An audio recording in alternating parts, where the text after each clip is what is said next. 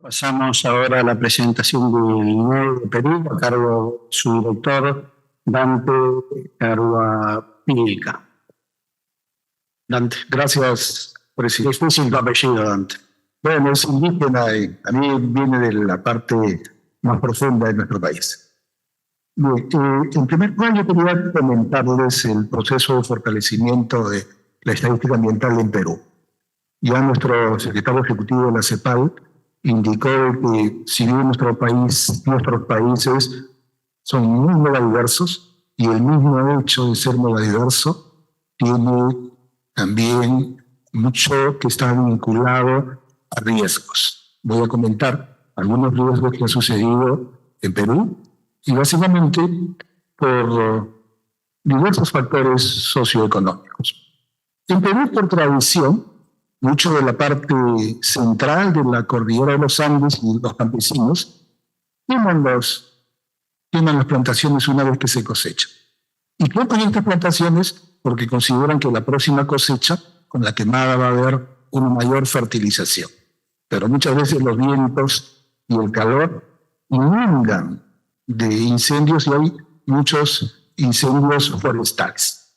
Y eso nos genera problemas no solamente de pérdida de cultivos, de pérdida de hectáreas y de deforestación, sino que también necesitamos demanda de información para ver cómo impacta en la economía campesina, cómo impacta en la oferta de bienes básicamente agrícolas. De igual forma, si uno mira por el lado del transporte, todavía en nuestros países, algunos con mayor medida o menor medida, su matriz energética es básicamente combustibles fósiles.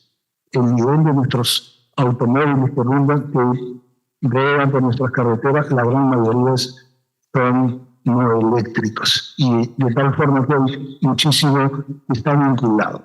De igual forma, en los diferentes municipios o comunas que tienen nuestros países, especialmente aquellos que tienen menos nivel de bienestar y riqueza, hay la acumulación de basura y de residuos sólidos, no pasa todos los días el camión, y ahí también hay contaminación. De la misma forma, cuando uno mira los fertilizantes que utilizan el campo, la gran mayoría también son fertilizantes químicos, sintéticos, y que ocasiona complejidades y aumento de contaminación. Cuando uno mira la contaminación, se da cuenta que la contaminación es un proceso heterogéneo, porque puede ser heladas, lluvias, mareas, derrames de petróleo, puede ser atomizado. En el caso de Perú, que viene el fenómeno del Niño, en el norte del Perú es lluvioso, pero en la zona sur de Perú es sequía. Y en otra zona, en la zona sur de Perú, es con heladas. Y cuando hay heladas, la gente sufre y los animales también sufren. Y las plantas indudablemente se deterioran. Y creo que, ya lo dijo Georgina, este es un fenómeno multidimensional, pero también multiinstitucional. Le voy a comentar dos casos que ha sucedido que generan estos casos de imposibilidad. Hace poco tuvimos un derrame de petróleo cerca del principal puerto de Perú. Y ese derrame de petróleo, producto de una boya de un barco petrolero, ocasionó que 10.000 pescadores tuvieran problemas porque al derramarse petróleo se afectó todo el ecosistema marino. ¿Y qué resulta? Estos 10.000 pobladores que vivían de la pesca empezaron a parar carreteras, empezaron a ir al Congreso, empezaron a ir al Poder Ejecutivo a pedir ayuda. Y lógico, tenía que ayudar la sociedad y los principales órganos gubernamentales. Pero esa información estadística de cuánta gente fue afectada, de cuál fue el impacto económico, de cuánta gente verdaderamente estuvo impactada, realmente nos tocaban las puertas. Y como la gran mayoría eran pescadores informales, no teníamos información y tuvimos que hacer un levantamiento que permita cuantificar. De tal forma, cuando uno habla del cambio climático en relación con las estadísticas, no puede haber un grado de previsibilidad en aquellos países donde hay muchísima diversidad. pero no obstante un sistema de información que debe de tener la columna vertebral de toda la información estadística. Y adicionalmente, quería comentarles que todo lo que está vinculado a lo que hacemos todos los días, indudablemente genera gases de efecto invernadero y que tenemos que cuantificar. Bien, en el caso nuestro, tenemos todos los años en Perú deslizamiento de tierras, huaicos, lluvias en algunas zonas que paralizan las carreteras. Y ya las cuantificamos.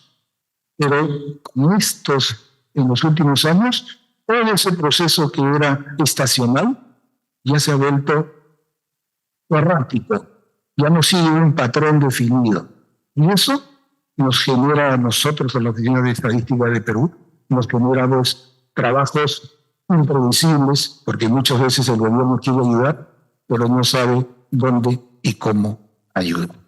Les voy a comentar dos aspectos, solamente en la agricultura. En la zona norte tuvimos un extremo calor y en la zona sur tuvimos un extremo helada. Y el extremo calor de la zona norte hizo que el precio del limón, un artículo que se utiliza mucho en la cocina peruana, suba de $1 a $5. De $1 a $5. Se quintuplicó el precio del limón. Y en la zona sur de Perú, la producción de papa, somos un país, mucha producción y consumo de papa, pasara un 30%. El problema no solamente es consumo, el problema es que esa gente que se dedican a esa actividad económica reduce sus ingresos, reduce su bienestar, y eso también es muy complicado medir y cuantificar. Quiero comentarles que solamente en el año 2023 tuvimos un pequeño ciclón Yaku que afectó a la zona norte del Perú. Y esa zona norte del Perú afectó a 4 millones de habitantes.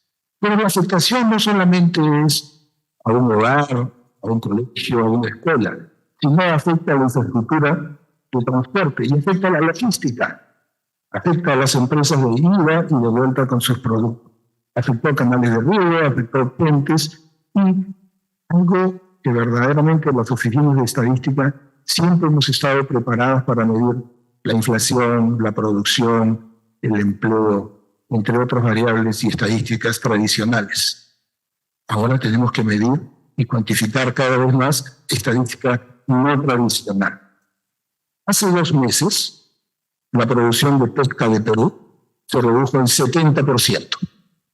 ¿Por qué se redujo en 70%? Porque el principal recurso, que es la anchoveta, al ver que había más calor, naturalmente se fue a aguas más profundas y no se pudo extraer.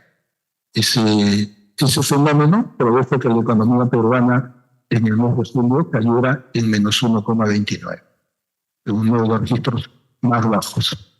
Indudablemente también en la frontera con nuestro hermano país de Bolivia, tenemos un lago que compartimos, uno de los lagos más grandes de Sudamérica. Solamente la profundidad de ese lago por efecto del cambio climático se ha reducido en 1,3 metros, se ha disminuido. La reducción del agua en el lago y de las poblaciones que se nutren de agua potable a partir de ese lago está siendo afectada. De tal forma que para Perú y seguramente para todos los países es indispensable tener un sistema de información ambiental que permita cuantificar, monitorear todo lo que está pasando en nuestros países. En el caso nuestro, todos los años hacemos un manual de estadística ambiental, lo ponemos en un sistema de información y tratamos de cuantificar las condiciones y calidad ambiental, los recursos que tenemos en el medio ambiente, el tratamiento de residuos sólidos, porque ustedes seguramente en muchos de los países pasa, en los 1.891 distritos que tiene Perú, no todos los distritos tienen capacidad para tratar los residuos sólidos como debe de ser. Hay algunos distritos que recogen todos los días, hay otros que recogen cada 3 días, hay otros que recogen una vez a la semana y hay otros que los entierran sin recoger y sin tratar. De igual forma, los eventos naturales que tenemos todos los meses, el hábitat humano y salud ambiental, y acciones para proteger y gestionar conciencia ambiental. De la misma manera, Perú y el INE con el Ministerio del Ambiente publica todos los meses un informe técnico estadístico ambiental para ver la radiación ultravioleta. Estamos siendo cada vez más afectados algunas zonas de nuestro país con rayos ultravioleta y que ha ocasionado en la zona sur del país que los niños tengan que ir con sombrero a la escuela para evitar los rayos solares y la ultravioleta. También la parte de calidad del agua. Y aquí quiero hacer un comentario muy importante sobre la calidad del agua. El río Rima, que es el principal río de Lima, cuando hubo la pandemia y estábamos en un proceso de confinamiento, ese río se convirtió en un río pero con aguas diáfanas, con aguas blancas, con aguas de hace 50 años. Y cuando medíamos la calidad, su calidad había mejorado ostensiblemente. Pero bueno, pasó la pandemia y regresó a la normalidad. Medimos la calidad del agua del río Rima y regresó a ser un río contaminado, con tratamiento, y lo que era en un año y medio aguas blancas se convirtieron en aguas marrones. También medimos el caudal de los ríos, las precipitaciones y las selvas. En el caso de los ODS, que tiene un avance de 51,2%, y como lo dijo Georgina, en muchos de los 17 indicadores globales hay estadísticas vinculadas al medio ambiente. Nosotros hemos formado un comité institucional de estadísticas y cuentas ambientales y económicas. Este comité está formado por 13 ministerios, 14 instituciones públicas descentralizadas, 2 municipios, una universidad y otras entidades del sector privado. Hemos podido lograr con ayuda internacional cuentas del bosque, avances en cuantificar las cuentas del agua y el reporte de gasto en protección ambiental. Porque como ustedes saben, en protección ambiental muchas entidades del sector público realizan protección ambiental. Y dentro de esta comisión hemos dado un subcomité de cambio climático para tratar de definir indicadores de cambio climático prioritarios, determinar la calidad y darle una metodología orientada en el marco de Naciones Unidas e impulsar el desarrollo de estadísticas territorializadas y por departamento sobre cambio climático. El año pasado solicitamos apoyo a la Comisión de Estadísticas de Naciones Unidas en su 53ª periodo de sesiones para fortalecer las capacidades de materia estadística sobre cambio climático. Hicimos un taller con la División de Estadística de Naciones Unidas en diciembre del año pasado. Dentro de ese taller pudimos ver los siguientes temas. Un marco internacional, una revisión del marco y una adopción de ese marco en la estadística peruana, políticas de cambio climático, combinación y evaluación de las estadísticas, tratar de incorporarnos a las herramientas de apoyo de Naciones Unidas, y capacitación en temas intensos de cambio climático y un programa nacional. Participaron 43 colegas de 20 instituciones diversas. En ese taller se implementaron, se trata de buscar implementar diferentes directrices. A veces el cambio climático necesita no solamente, como dijo Marco Lagaña, nuestro presidente de la CEA, no solamente producir estadísticas, sino hacer un análisis que nos entienda.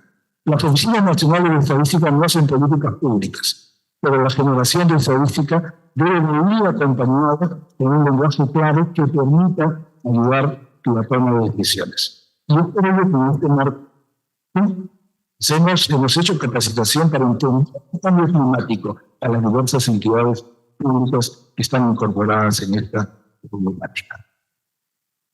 Las principales recomendaciones de Naciones Unidas nos dijeron que teníamos información de una variedad, pero un poco desordenada, un poco con una falta de una visión integral, con una falta de sintetización y con una carencia de un sistema único que una toda la información atomizada y dispersa.